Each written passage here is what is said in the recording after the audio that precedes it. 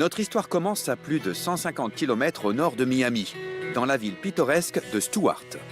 En plus de son ambiance typique de plage floridienne, cette ville me chante littéralement la légende du gang d'Ashley. Well, John Ashley grew up in the Everglades. Those who knew him said he wasn't all that bad.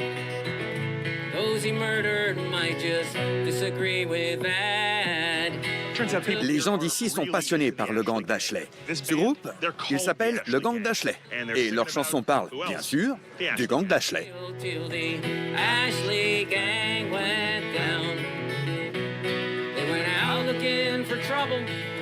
Trouble's what they found. Sheriff Baker made a promise before they laid him in the ground. He'd see the Ashley gang go down. Merci. De rien. Même la bière ici porte le nom du gang d'Ashley. Et vous ne devinerez jamais comment s'appelle la barmaid. Mon nom est Suzy. C'est pas vrai. Non, c'est vraiment Suzy. Bien tenté, Ashley. The Ashley gang go down.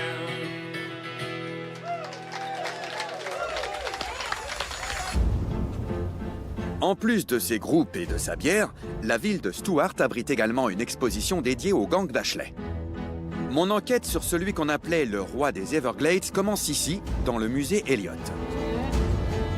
Fondé en 1961, cet endroit éclectique et terrifiant à la fois célèbre l'esprit d'innovation en plus des arts et de l'histoire de Floride. Et au milieu de tous ces kilomètres de souvenirs m'attend Rob Steele, le directeur. Rob? Josh, bienvenue au musée Elliott. Enchanté. Je suis content de vous voir. Moi aussi. Cet endroit est incroyable. Oui, notre collection est très éclectique. Ce qui m'amène à ma première question. Comme vous le disiez, ce musée est très éclectique. Vous avez des voitures fantastiques et des collections d'objets liés au baseball. Et aujourd'hui, vous avez une exposition sur un groupe de criminels célèbres. Des criminels célèbres et aimés, le gang d'Ashley. Oui, mais le gang d'Ashley n'est pas si connu que ça finalement. Non, c'est vrai.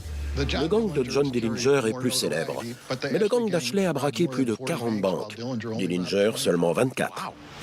Au sommet de leur gloire, ils étaient impressionnants. C'est une histoire qui vaut le coup d'être racontée et que tout le monde devrait connaître. Le gang tient son nom de John Ashley. À quel moment sa carrière criminelle a-t-elle décollé? Quand il n'avait pas encore 20 ans, John travaillait dans les Everglades avec un Indien séminole du nom de DeSoto Tiger.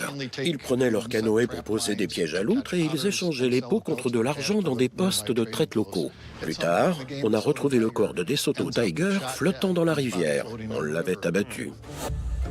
Peu de temps après, John Ashley vend une grande quantité de peaux portant la marque des Séminoles dans un poste de traite à Miami. C'est là qu'intervient le shérif George Baker, pour qui le gang va virer à l'obsession. Une obsession qu'il transmettra à son fils, le shérif Bob Baker. Les liens étroits qu'entretient ce dernier avec le Ku Klux Klan font de la traque du gang d'Ashley une histoire sans véritable héros. En réponse au meurtre de DeSoto Tiger, des adjoints du shérif sont chargés d'arrêter John Ashley. Et comment ça se passe? Pas bien pour tout le monde. Les adjoints sont accueillis par la famille d'Ashley armés de fusils. Et John envoie un message resté célèbre au shérif George Baker qui dit « N'envoyez plus de poules mouillées armées, elles pourraient se blesser. » Et il avait 19 ans.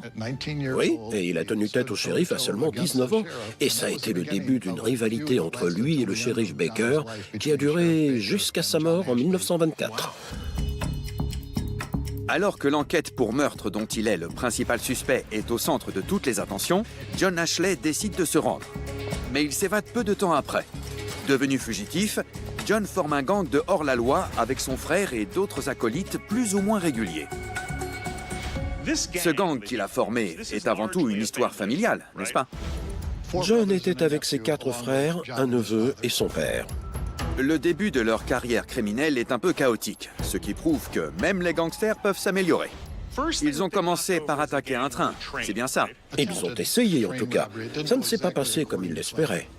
Voici le guichet de la banque de Stuart. Ce braquage a été leur premier succès en tant que gang. C'est le guichet d'origine? Exactement. Et combien d'argent ont-ils volé lors de cette attaque? Ils sont repartis avec 5 000 $. Pas mal en une journée. Pas mal. D'autant plus qu'avec l'inflation, ça équivaut aujourd'hui à 140 000 $. Finalement, c'est une très bonne journée de travail même. J'aurais dû être braqueur. Vous changerez peut-être d'avis quand vous saurez comment s'est terminée leur journée. Ils s'en sont pas sortis indemnes. L'arme d'un des membres du gang n'a pas fonctionné correctement. Et John a reçu une balle dans la mâchoire qui a terminé sa course dans son crâne. Il a perdu un œil à cause de ça. Alors c'est pour ça qu'il porte un cache-œil. Un cache-œil et un œil de verre. Toutes les bonnes histoires ont besoin d'une touche de romance, et celle de John Ashley ne fait pas exception. Clyde ne serait rien sans Bonnie, n'est-ce pas? Exactement. La Bonnie de John s'appelait Laura Hobbs Grove. Vous dites? Laura Hobbs Grove. C'est vraiment un drôle de nom. Laura Hobbs Grove? Exactement. Et elle n'était pas juste là pour décorer, non? Pas du tout. Elle faisait partie du gang. Laura a gagné ses galons de criminel grâce à son adresse au tir et à son esprit affûté. Elle repérait les endroits à cambrioler, organisait souvent les braquages et servait même de chauffeur à l'occasion. Pour faire court, elle était indispensable. Elle était un membre à part entière du gang. Elle était prête à faire tout ce que les autres faisaient. Avec un as de la gâchette comme amante dans l'équipe, John et son gang s'embarquent dans une série de crimes épiques qui s'étalera sur une décennie. En plus des braquages, le gang devient maître dans l'art de la contrebande, produisant et vendant de l'alcool illégal et s'adonnant même parfois à des actes de piraterie au large des côtes floridiennes. Les activités criminelles du gang sont audacieuses et très diversifiées. Et que faisait-il de tout cet argent? C'était un gars des marais, non? Est-ce qu'il menait la grande vie? John Ashley donnait beaucoup à la communauté. Il existe beaucoup de témoignages de gens qui ont bénéficié de sa générosité. Comme Jesse James, Dillinger et d'autres anti-héros, John Ashley avait la réputation folklorique d'être une sorte de Robin des Bois des temps modernes. Les activités de celui qu'on appelait parfois le bandit des marais amenaient des infrastructures et de l'argent dans une région pauvre et sous-développée. Et il embauchait beaucoup de salariés pour faire tourner ses entreprises. Mais pour d'autres personnes, comme celles qui plaçaient leurs économies dans la banque attaquée par le gang, John Ashley n'était qu'un escroc. Et sa carrière criminelle prit soudainement fin lors du point culminant de sa querelle avec le shérif Baker. Le 1er novembre 1924, les adjoints du shérif élaborent un plan pour capturer John Ashley et 3 de ses hommes alors qu'ils se dirigent vers Jacksonville.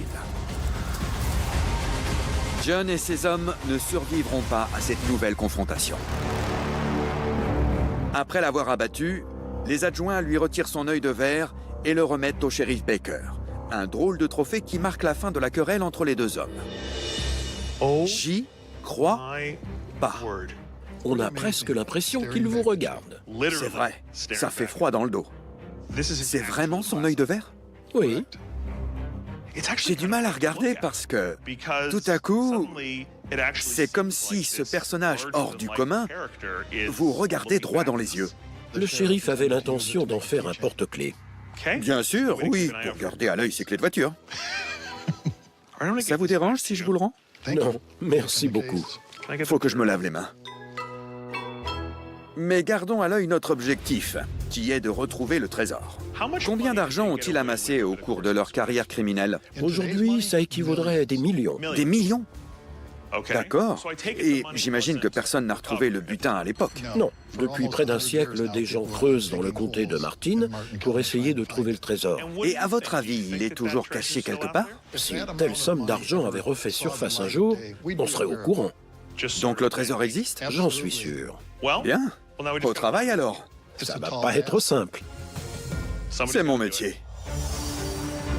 Heureusement, plusieurs enquêteurs sont déjà sur le coup. L'un d'entre eux est Patrick Mesmer, auteur de 3 livres sur le gang d'Ashley et aujourd'hui à la recherche de leur trésor dans les marais. Il m'a donné rendez-vous dans un port du coin. Comment allez-vous? Bonjour Josh, enchanté. Ravi de vous rencontrer. Belle journée. Ouais, incroyable. C'est une journée pour trouver un trésor? Tous les jours sont bons pour ça. C'est ce que je voulais entendre. Alors, le gang d'Ashley, est-ce que vous pensez réellement que son trésor se trouve quelque part? Je pense que oui. Vraiment? Oui, parce que j'ai beaucoup étudié cette période de l'histoire. Je vois. Les recherches de Patrick l'ont amené sur la piste d'une distillerie clandestine abandonnée qui pourrait renfermer le trésor du gang d'Ashley. Et dernière question, vous savez où il est? J'ai une assez bonne idée d'où il est, mais ce n'est pas ce à quoi vous pensez. Il est quelque part dans le port. Non, il n'est pas ici. On va devoir faire quelques kilomètres pour le rejoindre. Lequel de ces yachts est à vous? Un yacht? Qui a besoin d'un yacht? Tout le monde en a besoin, non? J'ai beaucoup mieux et beaucoup plus rapide. Mieux